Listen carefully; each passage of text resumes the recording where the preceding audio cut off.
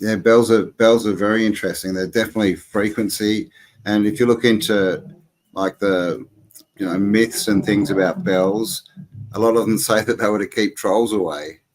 So it's were they used to enhance positive energies and keep negative energies away. I think and I think that's what's happened is we had protection as part of this system, but when it was taken apart by whatever happened, probably some kind of cataclysm, then that allowed, a nefarious force to move in, shall we say.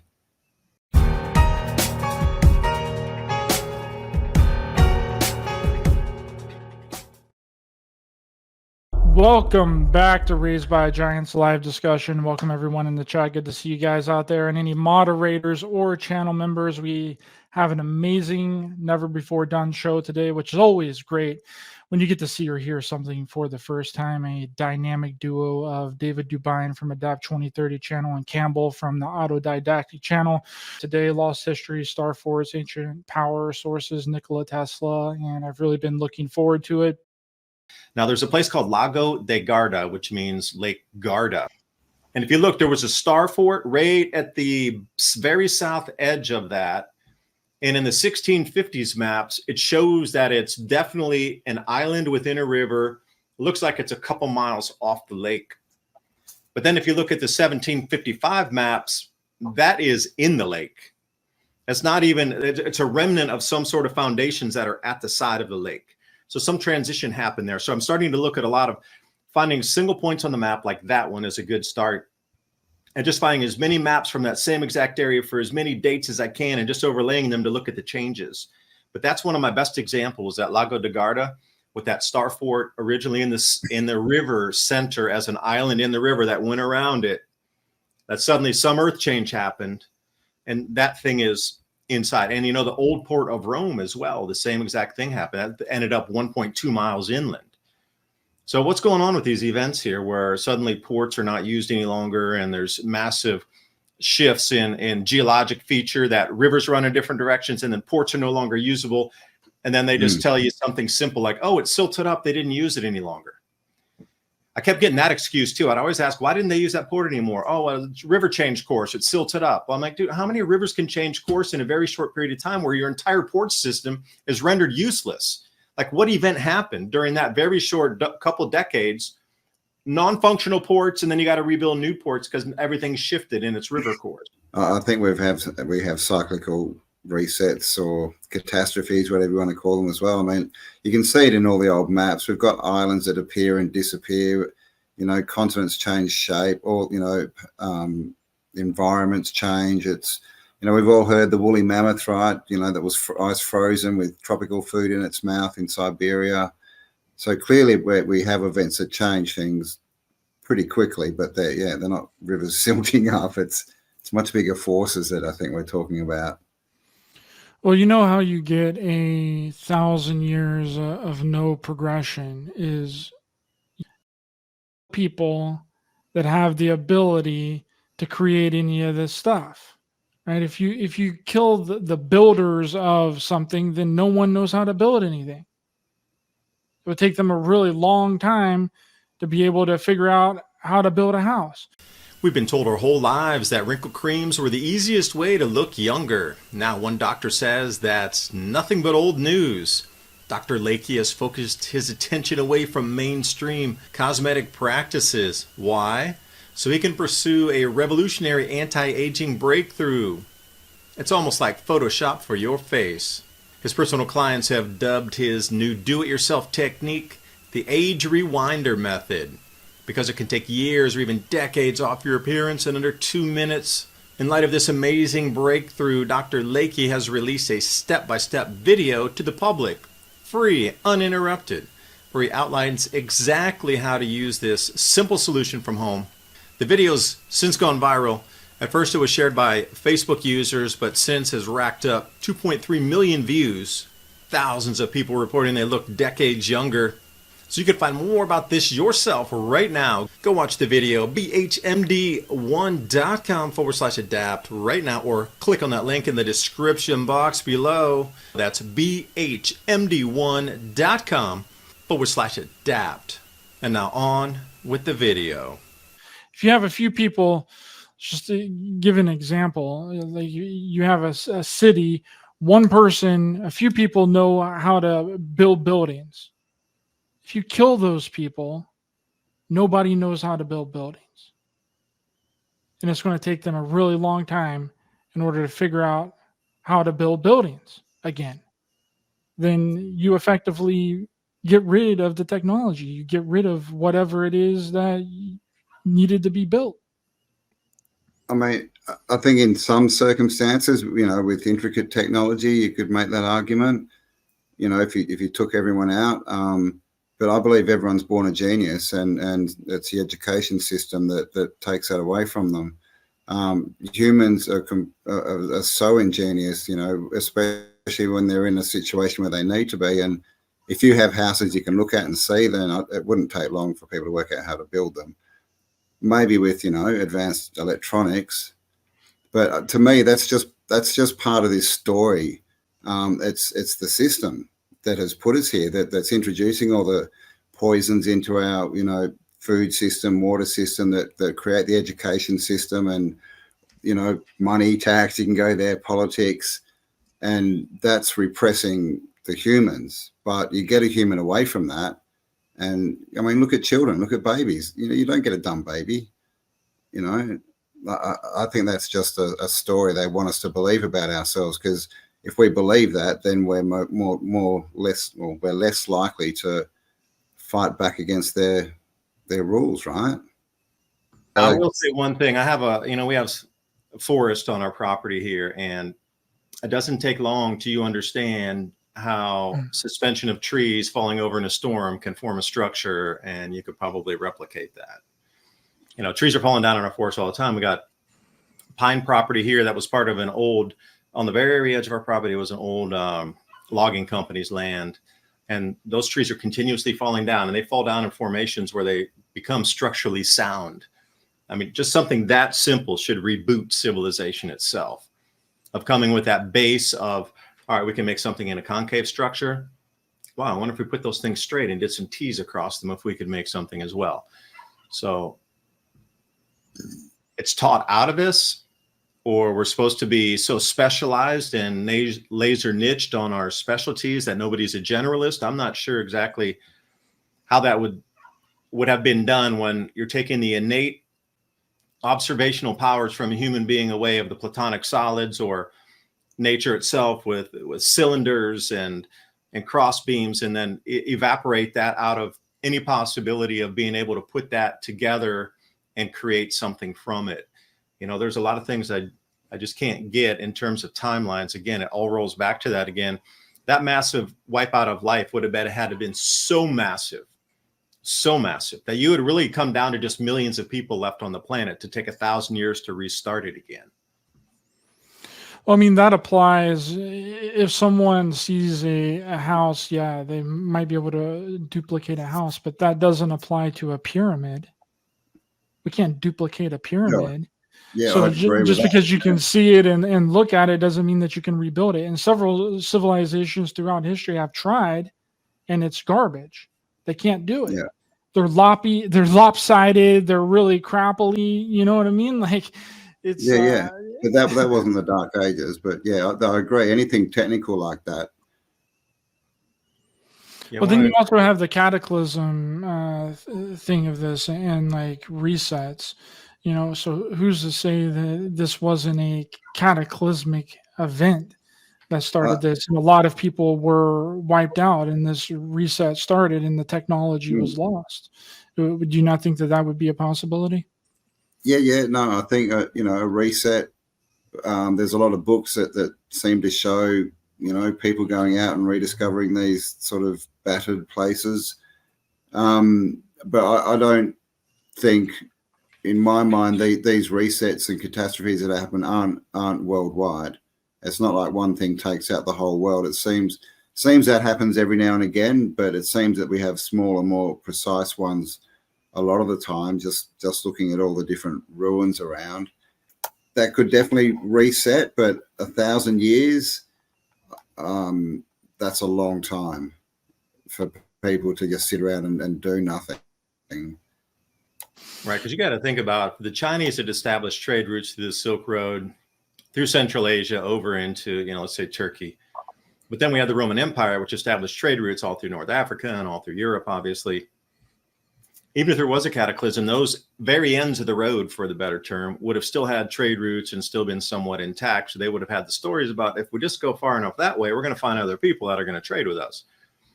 So even that simplest of, we can't set off on a horse or a camel or bring an oxen train with us to go find those people out there that used to be there to try to trade with them again through the old stories.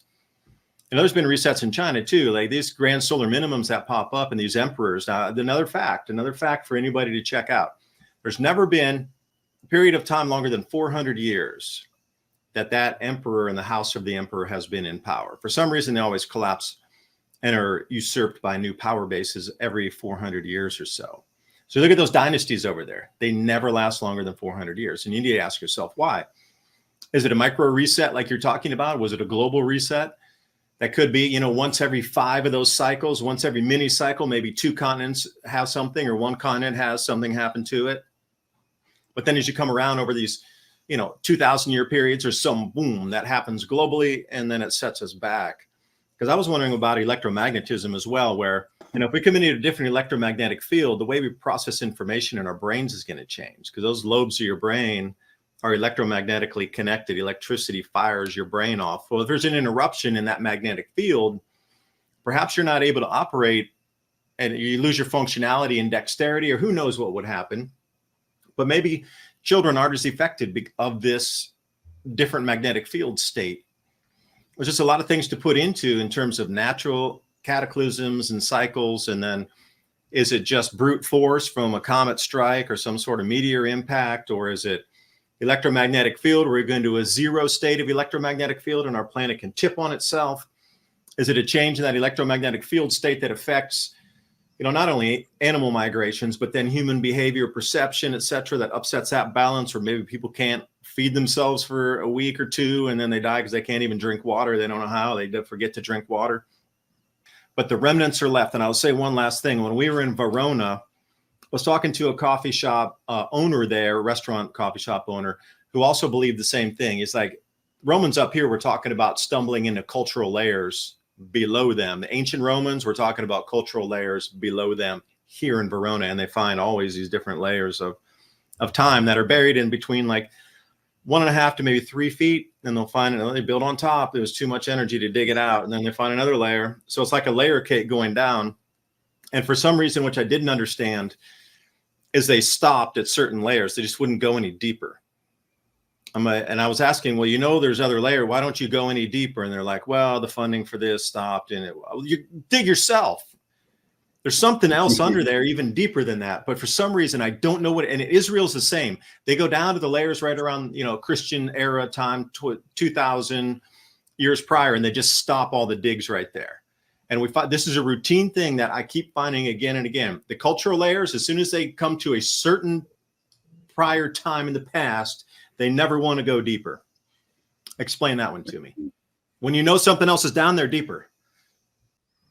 They're hiding. They don't want us to know. 2,000 years is an interesting time frame. If you think about the precession of the equinox, like the last age was 2,600-ish years. That could be where all the good stuff is, right? The stuff that's like not from this epoch kind of stuff. What kind of things are you finding? Because I saw one of your videos where you'd walk around, was it Multivoon, where you found a whole series of foundations out there that were, megalithic. They were very, very, very large stones, but they looked like they were in semicircles and stacked in terrace layers. And it should have been a major tourist site if it was. I'm just asking the question. But we found one hill that looked to be man-made. It was just big, what looked like high quartz content, rocks everywhere. Or, definite walls and terraces and machined blocks, or, at least shaped blocks. And then further away, we found 3 on the top of these 3 hills. One was a standing circle, standing stones. And the other one looked like almost like a mini star fort. It was a big sort of, I don't know, megalithic construction. It had big terraces going down the hill and stuff, heaps and heaps and heaps of stone in there, and that stuff's all around. Well, it was just in the bush. We just walked through some guy's farm field and into the bush and up a hill, and there it was. And because they're not publicized, not many people know they're there. We just sort of happen to know people who sort of told us, point us in the right direction. But there's stuff everywhere, like around where I'm in Bosnia, there's pyramids everywhere. And again, old sort of megalithic sites. There's the megalithic balls that I went and saw. One of them's 40 tons. There's just this stuff, it's everywhere. And, I think we're just starting to really uncover it. We were sort of told as well growing up, it's just the pyramids in Egypt. And then, there's a few in South America, and we've got Stonehenge and we've got this, but it's looking like this stuff is everywhere. And that's why I'm starting to think that it's the remnants of an old grid or grids. Who knows if they're from different times, but it looks like they all have different functions. A lot of the hills and mounds that they've uncovered here, like layered, like geopolymer clay, like they're a battery, right? So, and the pyramids got water under it, and all they're like detecting argon in there and negative ions and all these, electromagnetic fields. So it looks like it's all part of a system. And I mean, probably more than one. Is probably, the pyramids are probably the oldest system, and then, they rebuilt it after a cataclysm with star forts maybe, and then maybe after that it was all the big red brick buildings and canals and stuff. But it's, the way I look at it is that's the natural grid, right? Built on the energy ley lines, the natural energy points of the earth. And so I call that the macro grid. And then these, whoever they are that have come in and taken the power, that they want us in a micro grid, right? And they want us in our phone, like the circuit board grid. And that's the L, right? The electric, the people that we elect into power. Elohim.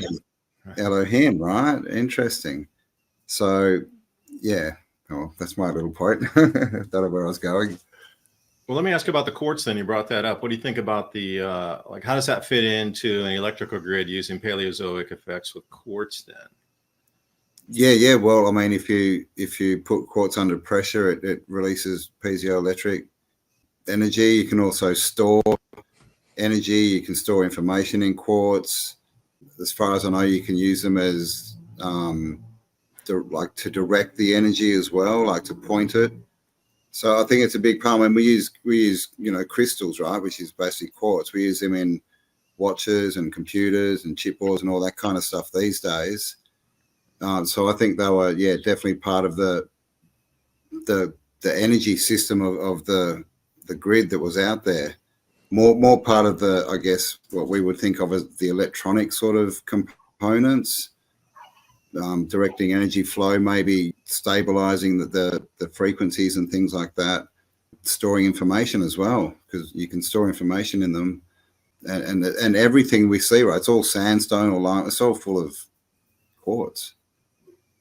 And with that water delivery, you mentioned weight under pressure. So 8 pounds per gallon. Imagine actual areas where they could redivert the water that would flow in and flood, say, a large lake size, and put a couple million pounds of pressure on top of that, create the electric discharge, and then, let that electrified water go off and, irrigate the farm fields. Then it comes through in a pulse, just like we have, alternating current or whatever. Could it not be pulsed like that, but on a much more larger level? Its scale, its scale would be just astronomical compared to anything coming down an electric line here.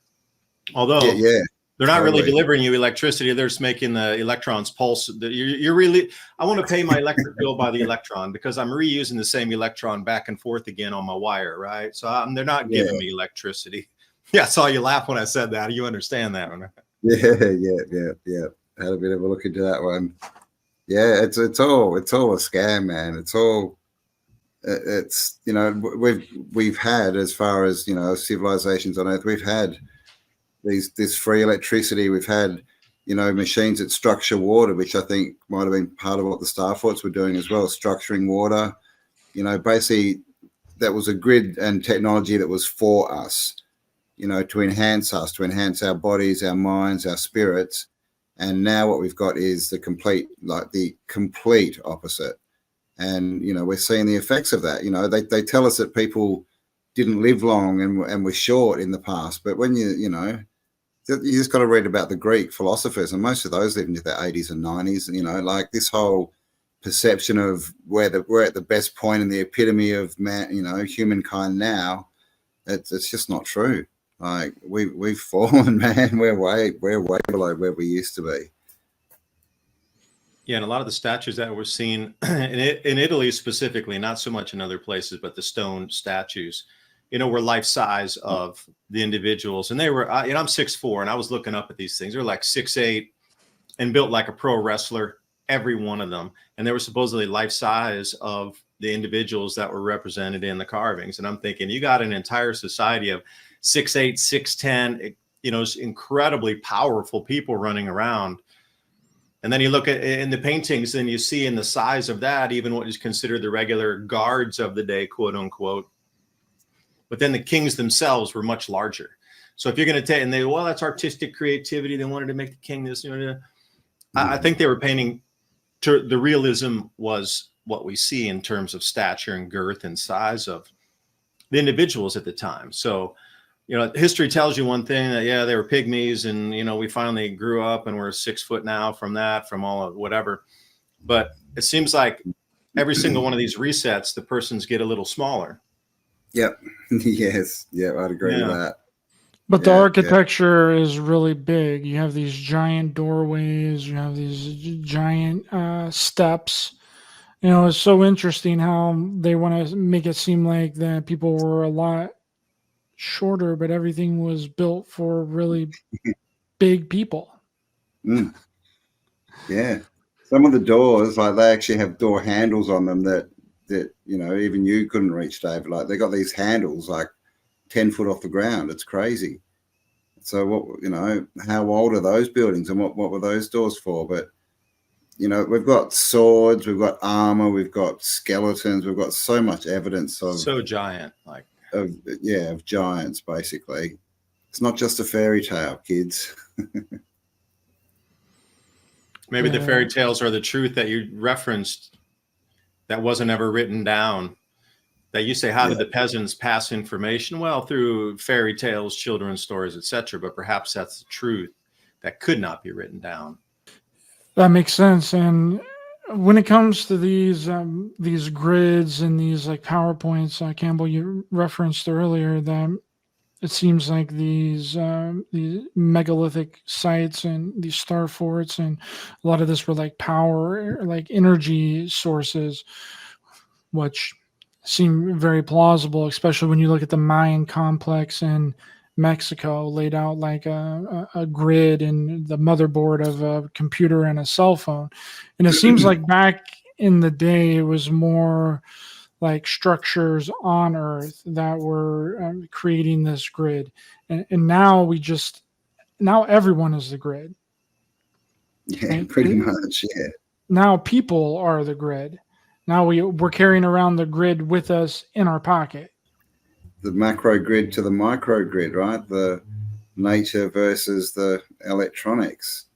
And that's what they're trying to push us into. I mean, look at all the VR stuff and virtual worlds and the talk about that and, the whole down, not moving and just playing our part in their grid and to be totally controlled by electronics. And it's interesting, right? Because they say that the jinn were created from smokeless fire. What's electricity, right? Smokeless fire.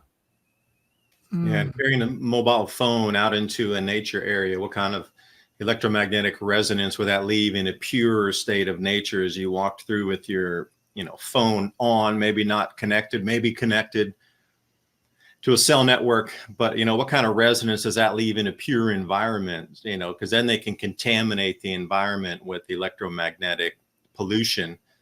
Because you just said it there, the old buildings were built of, like you said, quartz and different types of substrate that could carry current or and in a grid.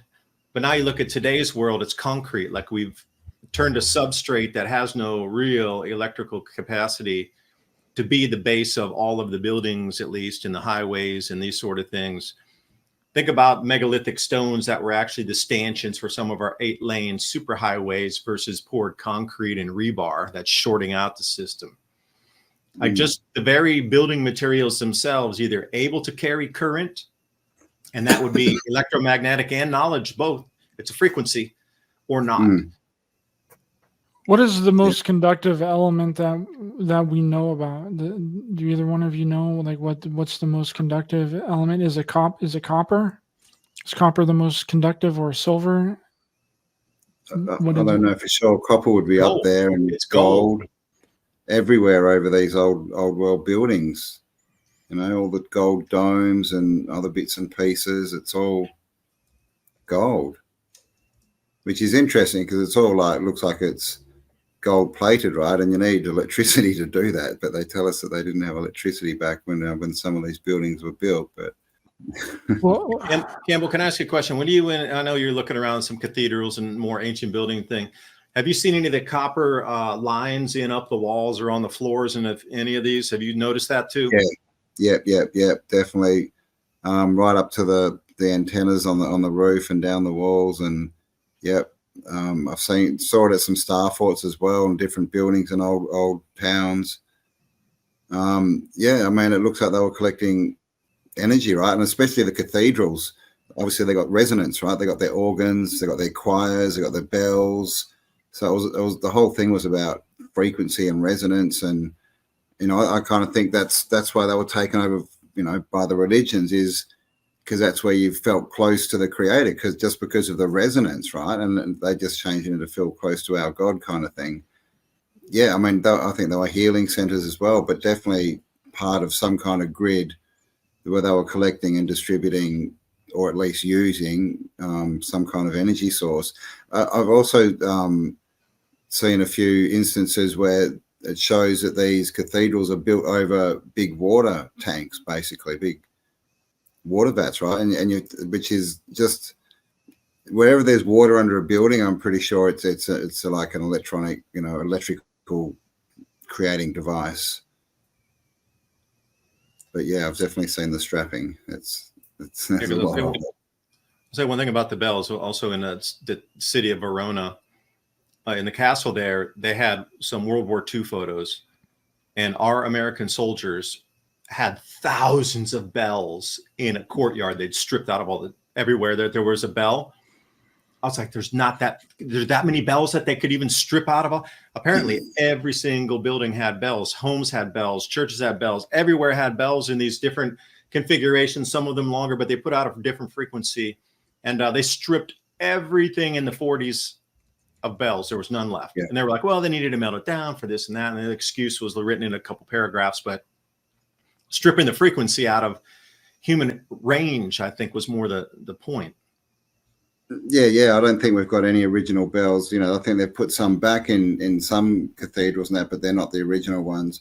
And they even say that they can't make the alloy that the original bells were made out of anymore. They just lost the technology somewhere along the line, apparently. But yeah, bells are very interesting. They're definitely frequency. And if you look into like the, you know, myths and things about bells, a lot of them say that they were to keep trolls away. So it's, you know, were they used to enhance, you know, positive energies and keep negative energies away? You know, I think that's what's happened, is we had protection as part of this system, but when it was taken apart by whatever happened, probably some kind of cataclysm, then that allowed, you know, a nefarious force to move in, shall we say. At this point, I think we've got to question everything, and everything's got to be at least a possibility. I don't think we should say that's right and this is wrong, because then you're kind of stuck. But if everything's interesting, then I think that the past is much different than what they want us to believe it was.